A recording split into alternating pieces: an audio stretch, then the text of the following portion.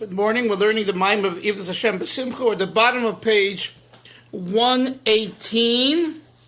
4 lines from the bottom and middle of the line. V'lochein hine ba'oinik shebariya.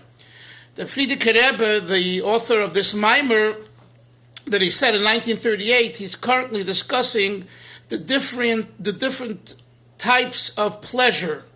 And all of this is a continuation, an elaboration to understand what Simcha is, because as the Maimar begins with the pasuk in Tehillim, Ivdu Hashem b'Simcha, serve God with Simcha. To properly understand it better, the Rebbe looks at various aspects of man's character and personality and soul, and right now he's discussing the difference between pleasure derived from seeing something versus pleasure derived from understanding something. And yesterday we learned that although when a person understands something, he quotes the Chochmas Adam Ta'ir Panav, a man's wisdom illuminates one's face. You could see on a person's face if he has that intellectual understanding that shines and illuminates him, and he got it, And that's wonderful. It's a wonderful pleasure that is noticeable on the face because one understood what the person is studying and learning and reading. Nevertheless, the Rebbe says it's not as deep and pleasurable as one has from the actual seeing of something. And he gave the example, seeing a piece of art, or seeing something, and we discussed yesterday, kind of off on a tangent, but relevant, the importance of what to see and what not to see, as Avram pointed out. So let's now continue the bottom of 118, V'lochein.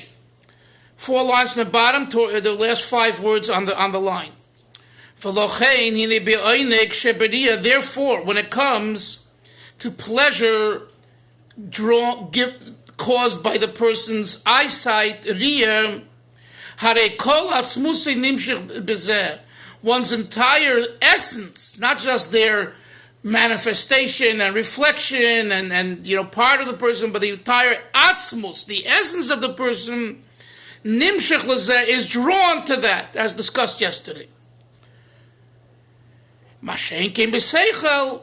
Conversely, it's not this way when it comes to intellectual delight. Now, the Rebbe has a kind of a rhetorical remark about an experience of mind that is equal to seeing something. Rak. B'reiyah de chachma. So you have to remember these words. Seeing with it of wisdom. An experience that's called that I have chokhmah, I have wisdom, I have understanding, and it's so deep, it's as though I see. Says the Rebbe, if that's the experience that one has when one studies, shenikra ri'iyas ein haseichel, we call this the seeing of the mind's eye, which we know from our English vocabulary, the mind's eye. Chassidus has a much more profound and deeper understanding of mind's eye. It's not just understanding, but it's as though the mind's eye actually sees the object. That's how clear it is to him. Says the Rebbe, if you experience that, hu gam kein shenidbak bezeh, there you also experience what we call nidbak, from the word dveikus, attachment, cleaving. There you have the same profound experience as though you actually see something with your physical eye, if you reach the level called Re'iyah de Chochmah. So that's his rhetorical remark. And his retort is, the Rebbe says, I'll grant you that. But that's only if you have this experience called seeing of within Chochmah. And most people do not experience that. It's a very profound experience. V'gam, his second retort is, Ze einoi kimoi re'iyah so ayin. He still argues you cannot compare it at the end of the day to seeing something with your actual eye. So he's going back and forth. First he says that I'll grant you that Riyah de Chochma is like seeing something. Then he says, but in afterthought, it's not the same. Okay. The Rebbe says this will be the advantage, Yisroin, when Mashiach will come speedily in our days. Amen. Amen. Page 119, top of the page. The verse says, Ayin ba'ayin yiru. Eye to eye will be seen. In other words, what will be Yaini, the messianic experience of every Jew, that they'll actually see Hashem. That's what the verse says. The Harei Re'iyas Ayin HaSeichel Harayesh Achshav. Listen to the Rebbe's argument why the seeing of Riyah de Chochma is not as great as the actual seeing with the eye. Because he says, look, it says about Mashiach's time that eye to eye will see. What does that imply? That anything less than Mashiach's time, you don't have the eye-to-eye experience. Why? Because the mind's eye of Riyah de Chochma is still not the actual physical eye of seeing something. That's what he says. Look inside.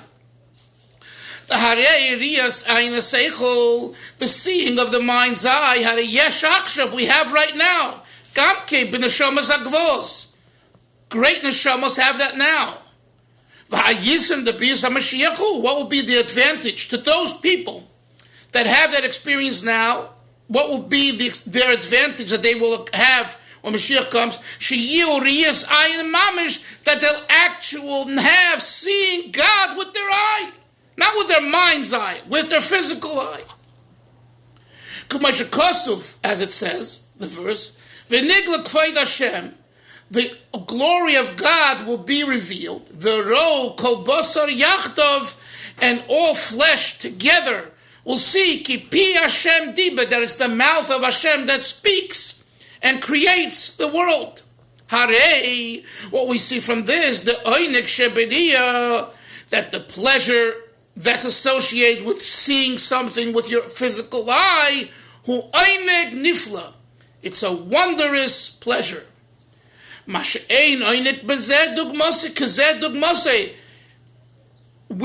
there is no similarity in anything else that has this same delight and pleasure,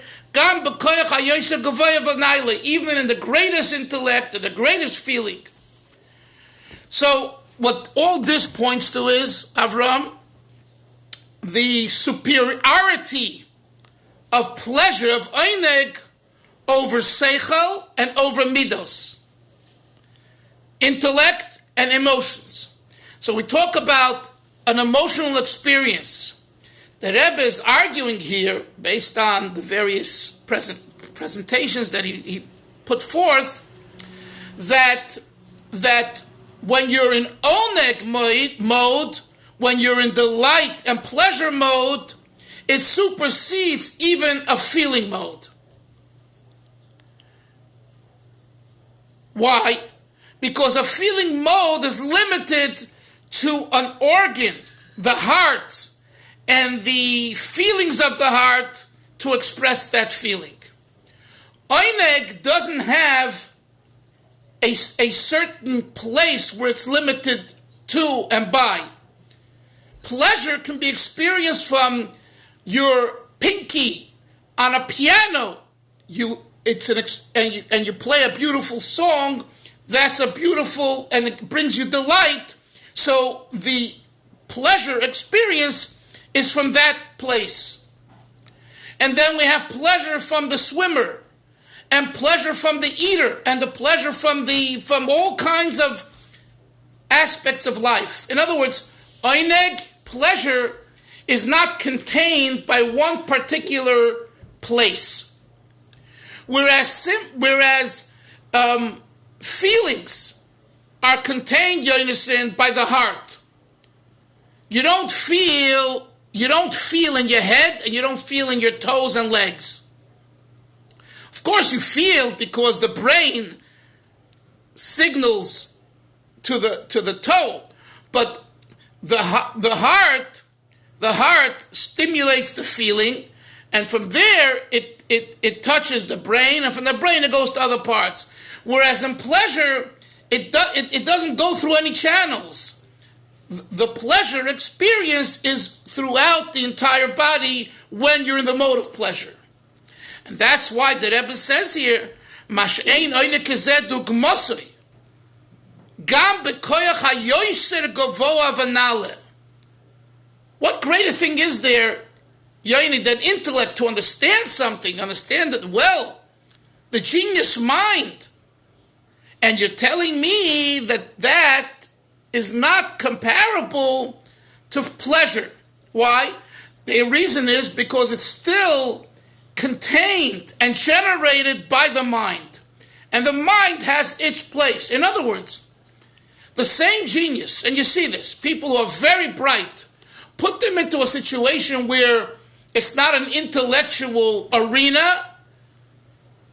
They are bored, uninterested, and they're nothing. And this happens sometimes. People who are mitzuyar, the word mitzuyar means they're defined by a certain condition. They could be the biggest of the big, the greatest of the great, the holiest of the holy, but you take them and put them into another arena, another dimension, they're mamish, bored, uninterested, underdeveloped, and like children. Einstein, we mentioned yesterday, right? Or anyone else, put them into an arena where intellect wasn't the subject matter, you wouldn't be interested in sitting next to them and talking to them because they have nothing to say because they're so boring. Put them into an arena of intellect, they're the biggest genius and the most exciting, and everyone's clinging to hear a word from them. The same is true with feelings. Someone who has strong feelings and emotions in a certain area, put them into an area of intellect, they're a disaster. They don't relate to that cold intellect. They only relate to warmth, to feelings, to emotions. Whereas the power, the idea of oinek, pleasure, it's not generated by, and hence not limited by, the arena which it's in, the domain that it's in. But when one is in the mode of pleasure, when and if we're in that mode, it'll be experienced anywhere and any time. And like the Rebbe said earlier, that pleasure that one has from looking at a painting and walks away from it and goes home and has supper with his family and might still be in that picture because the picture swallowed him. Although he's sitting now and eating, it's like he's eating he's taking the spoon with soup and he goes, and the spoon drops. What happened? He's not there. So he, for a moment, picked up the spoon, but right away he kicked right back into where he was before, which is not eating soup, but it's staring at this picture and being mesmerized by the picture. And the Rebbe said earlier another point.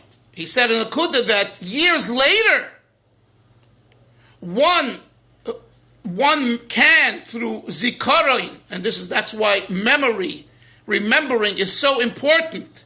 It's not just a thing of the past, as people think. What's the big deal about remembering the past? I always say this because I live in the world of memory. I write about memories.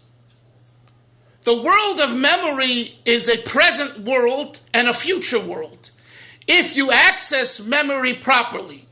In other words, as it says here, that if you remember and bring to mind the pleasure that you had years before in whatever you did and experienced, and now you bring it to mind now, presently, you will go into the mode of pleasure now. And that mode of pleasure will drive you. So it's no longer an antiquated experience, but rather a very flowing, fluid experience. And this is the gift of oinig, of pleasure. We haven't really discussed this, I believe, in our shiurim before, so this is something that we are really tackling and getting into from different angles more and more in these shiurim, in these lectures, and these classes, because it's very important to identify where your pleasure is at. Okay? I said this many years ago, but I repeat the story. When my son was 13 or 14, I forget how old, and we needed some help. He needed some help, so I found him a skvera chassid here, a very fine gentleman, as a tutor. And I knew him from the shul. I would daven in that shtibel throughout the week, and he would give me a ride sometimes, and I saw him as a very, very fine gentleman and a very learned gentleman. And I felt that he can have a rapport with my son, and he did. And Baruch Hashem, it was very mutzlach, it was successful. But that's not what I'm getting at, is the following. So one day I remember I turned to him, he was the driver and was driving me, someone dropping me off. And I said to him, "You love to learn, it's amazing to see that." So he turned to me, he says, "I love to learn. I learn, because that's what I need to do. I love to learn." Do you know what it means to love to learn? To love to learn means you can't sleep at night on your bed for too many hours because you're not learning. So you're not at peace. So your sleep is not restful. Or the story that I've told you of Rabbi Hirschsprung, the chief rabbi of Montreal, who was a student in Chachmei Lublin by Rabbi Meir Shapiro, who celebrated his yahrzeit several weeks ago, where on Tisha B'Av, after everyone left the shul and went home, dashing home to eat, he's sitting there and learning Gemara. And his wife comes in and says, "Pinchas, kim ahaim. Pinchas, come home." He picks his head up from the Gemara and he sees it's his wife, and he has respect, and he says, "Bald, soon. She says, "Pinchas, das nicht gegessen. A ganze Tag. Pinchas, you didn't eat an entire day, 24 hours. Bist hingerig, you're hungry, you're starving. Kim ahaim." And his answer was, I heard this from his son, so it's original. So he said to his wife, "A Tug was malert nicht de Gemurah, tun man nicht essen." A day that you do not get to learn your Gemara quota, which he had every day, probably many pages that he knew entire Shas by heart, and he went over it constantly. So he says, until midday, you're not supposed to learn things that make you happy. So on Tisha B'Av, he wasn't able to learn the morning shiurim in the Gemara that he had. So he had to catch up. So it took him longer. So he said to his wife, a day in which one did not learn their quota of Gemara, one doesn't have a right to eat until they finish that. And I will go just one step further, that the pleasure, as it pertains to our text over here, an idea, the pleasure that he had from learning Gemara was greater than he had from eating. So his wife comes into the room and she says, "You're hungry, you're starving." The truth is, he wasn't hungry and he wasn't starving. You know why? Because he ate. What did he eat? The Gemara. That's someone who's in love with the Gemara. So this tutor said to me, "I love learning. I learn because that's what I need to do." So I do it. And then he said to me, I remember, he said to me, and look at all these people in the shul, because they're all into learning and kailo and all this stuff and everything. He says, you think that they love learning? I'm telling you, they don't either love learning. They learn.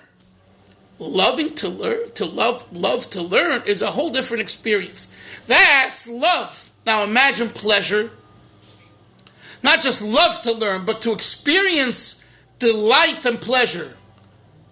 I don't know if you've ever seen someone who has pleasure from learning. I saw it one time in my life that I could tell you with this Rabbi Hirschsprung. I'm not talking about the Rebbe with his approach. I'm talking about simply learning text.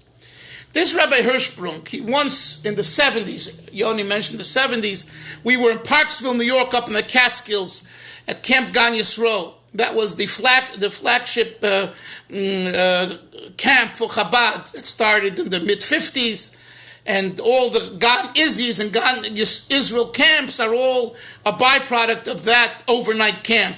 The Rebbe came to that camp 3 times to visit. Anyway, so for Reb Levi Yitzchak Schneerson, the Rebbe's father's yahrzeit, which is during the summer, Chaf of Menachem Av, they would make a Yarchik Kala. 2-3 days, Thursday through Sunday, Rabbanim would come and there would be talks and Farbrengens and Shiurim and lectures on Gemara, on Chassidus, and everything. So Rabbi Hirschman was there one year when I was a teenager, and he got up to speak. I never in my life saw such a thing. Never before, and so far, never again. The man started to shake like when a wind blows a branch, a tree. He started to shake, and his mouth started to just rush, and his face was started to become red as he was talking Gemara. It was a sight to be seen that I never saw. It's like I remember that, and like a man is becoming physically drenched in sweat. I'm sure he was sweating, and physically like dancing on the podium, talking Gemara. And as he was talking quicker, and the body was moving quicker. It was like out of a movie, lahavdil. It was out of a movie, something that was. And believe me, we saw great people, we knew great people, but this level of pleasure was for me a once in a lifetime experience. So, although I can't say I had it, but I believe I saw someone who had it when they learned. So when this tutor says to me, look around here, you think they really, you think learning is in their bloodstream? No. They do it because they have to, and that's fine. And halavai, we should all learn that way. So I'm sharing these ideas to emphasize the importance of the oineg experience, the pleasure experience. And it's not until you feel that pleasure, and mind you, it doesn't mean you need to have that 24/7. If you have it for 5 minutes every week or every month, you're a lucky person. Oineg. So this is what the Rebbe explained until now. Any questions? Okay. Page 119, next paragraph. V'hine yedua, it's known, the etzem ha'oineg hi b'nekuda atzmis shebemoyach v'hanekuda pnimi shebelev. The words here, Hillel, are very precise. It is known that the essential pleasure that we're discussing, where is it experienced? When you touch the essence within the mind and the essence within the inner heart. The tainug v'rotzin, pleasure and will, im hayoisam b'koiches makifim shebenefesh. Although we say they are from the encompassing faculties of the soul, The ein lahem kelim, like I said earlier, they don't have specific abodes, vessels. Protein baguf, in the body, kemoi. In comparison to lahakoiches pnimiyim, to the inner faculties of midos, of emotions, v'seichel, and intellect, the mokem mishkin ha-seichel, the specific abode of intellect, ba'moyach, is in the brain.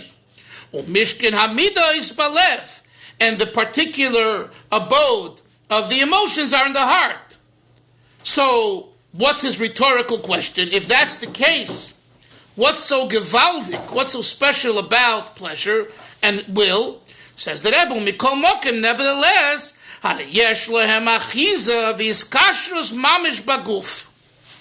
They have something else that they have over the faculties, the inner faculties, and that is that they have an achiza, from the word oches, to grab onto. Hiskashrut, from the word kesher, a knot. They're bound and knotted, mamish, baguf, in a most tangible way with the body. In other words, although, it's very interesting, although you cannot limit them to one abode in the body, nevertheless, the result of pleasure and the result of will touches and impacts the body much deeper than the faculties of the brain and the heart. The harei gam etzem hanefesh mekusher maguf. The fact is that the essence of the soul, which we discussed yesterday, right? The essence, although it's not in the guf, it binds itself to the guf in a way that we wake up and we're alive. The fact that we are alive transcends the brain, transcends the heart, transcends pleasure and will. It's called etzem achayis, the essence of life, right? When the person is sinking and drowning and struggling for air, survival, it goes beyond anything else. Will is not important, pleasure is not important, intellect's not important, emotion is not important. There's one thing that's important, chai, life. What type of life? We'll deal later. So, v'hariya de nefesh achas yefsher l'shishlabish b'shnei gufim ka'achas. The seeing of one soul, when one soul sees something, it is impossible for that. No, I'm sorry, not Ariya. V'horaya, the proof is the nefesh achas, that one soul, gufim ka'achas. Can one nefesh, Avram, enclose itself in an inner way, invest itself in two bodies? No. This soul, if it's investing itself, my investment is into this person and the other souls to that person. You can't have one soul investing itself in two. That's why when we talk about Hillel, the Tzara Gilgulim, the concept of reincarnation and the pain that the soul experiences, and we say at times the soul has an experience where it goes into someone else's body. That's not the essence of the soul. That's a manifestation, a reflection, a part of the soul.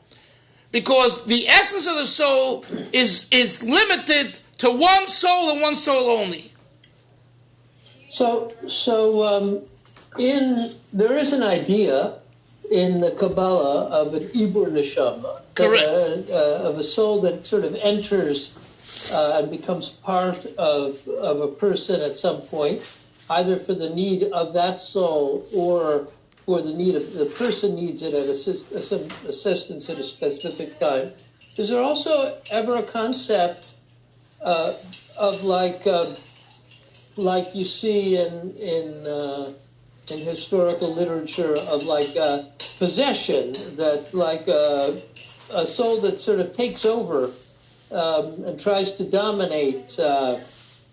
Certainly could be understood to correlate with certain mental illnesses today, but like a hostile takeover, Ibur, so to speak. a hostile takeover. Yeah. Yes, the answer is that's called possession. That's called dibuk. Right. So the whole idea of dibuk, which is brought in the Kabbalah, and as I've told you, I believe I met a woman in Dimona who, in Beersheba, but before she moved, she lived in Dimona, and she was possessed by a dibuk. Happens to be her former husband who died, and was trying to overwhelm her and take over her body to the point where it drove her crazy. There is that concept. However, all of that it's not the essence of the soul. There's a part of the soul, Hillel, that needs tikkun. That part can either be pregnated, can be take over different aspects of soul migration. When we talk about soul migration, we're talking about the ha'ara of the neshama, not the etzem neshama. The etzem neshama is relegated to per person. Okay? Ukedisa bezoyar. Let's see the proof that he brings from Zoyar here. There's a very interesting story. I don't think we ever had it before in a mimer. The pam leibo Eliyahu lahalimud be'idra. Once Eliyahu, Elijah, the prophet, did not come to the idra, to the chamber where Reb Shimon bar Yochai was teaching. He didn't come to the session. He missed the class, like some of our chevra are not here today. And then he came the next day. The Rashbi, Reb Shimon bar Yochai, and he asked Eliyahu, Madu le'ka'osimar, Master, you will be the one to herald in the coming of Mashiach. Why weren't you at class? You think going to Rabbi Dolphin asks you why you're not at class? Rashbi is asking Eliyahu Hanavi. Could you imagine? What chutzpah? I know you're the Rashbi, but Eliyahu Hanavi, the one who, the Jerusalem syndromes, people think that they are Eliyahu blowing the shofar, as is known, the Jerusalem syndrome. Hey, Shivu, he answered, Ki shlochai HaKadosh Baruch Hu, Hashem sent me lahatzel es Rav Amnuna Saba. I had to go and save this elder sage called Rav Amnuna Saba. And he was in deep trouble. So I was summoned suddenly. I have to go. Like Moshe sent me a WhatsApp. He has Nebuch Alavaya. He can't be here today. He has to go. And so I don't know what happened there with Rav Amnuna, but I don't know if it says it. He was summoned. And that, now wait a second. Eliyahu tells Rashbi, I had to go there not as a bystander, not as a participant. I had to get dressed up into a goof, into a body. In other words, Hillel, I had to come not as an angel and not as a celestial being. I had to come like a real man dressed up in a goof. And simultaneously to participate in the shir, in the idra, with the chevra kadisha, with the holy community, in the chamber. I have to be there as a body, right? Imagine Eliyahu was sitting with Rashbi and his son, Rebbe Elazar, and everyone else, and he's not there, but it's some kind of ghost face. Ivdu, a malach. Rashbi says, hey guys, there's someone sitting at the end of the table. You don't see him, but it's Eliyahu. No. Sorry, he's either here, real or not. Don't tell me you see him, I don't see him. I don't smell him, I don't feel him. So the Eliyahu says, for my participation in the shir, together with Rashbi, I had to come also dressed and invested in a goof. Let's continue.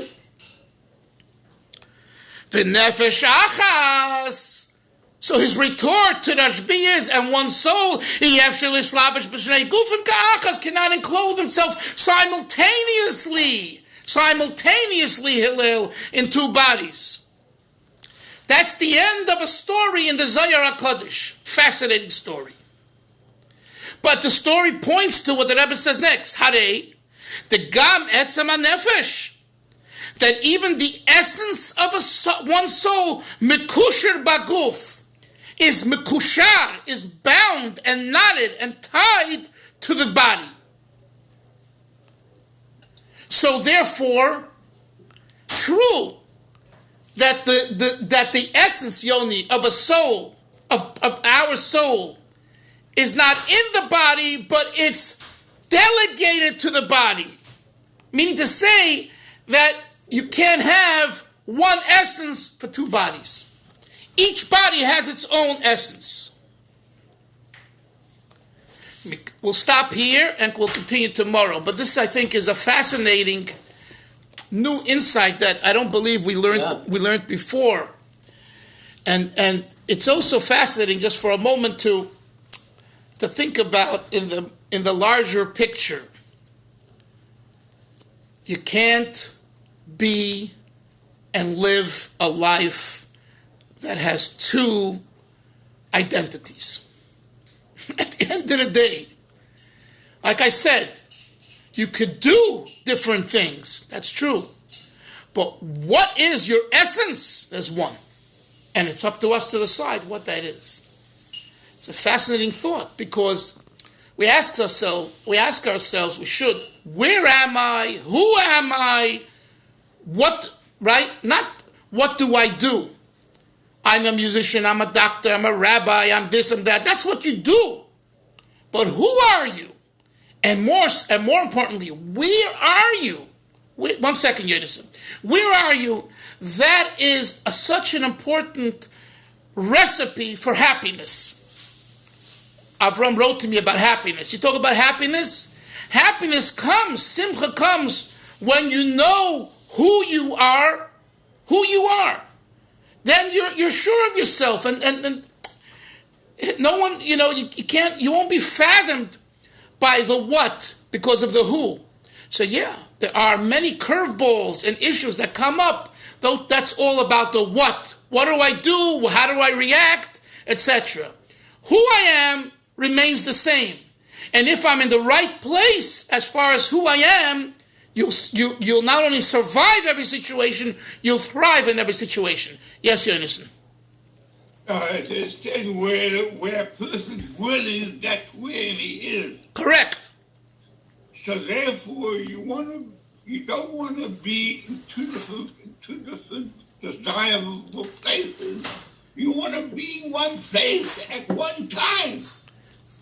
Okay, but yes, but it's not just you don't want to. You can't. You can't. You can't. If you're really talking about the self, the who, just like that's Eliyahu's point to Rashbi. Sorry, Rashbi, I can't be in two places at the same time because I can't be in two. Yeah, if you look at me as what I'm doing, I can maybe do two things at once. But as far as who I am, and if you want the real me and all of me to be in two places, no, that can't be. Okay, Chevra, think about it. I think it's an important thought. Sei gesund. Have a great day, everyone. Shalom. See everyone tomorrow. Good day to everybody. Bye-bye.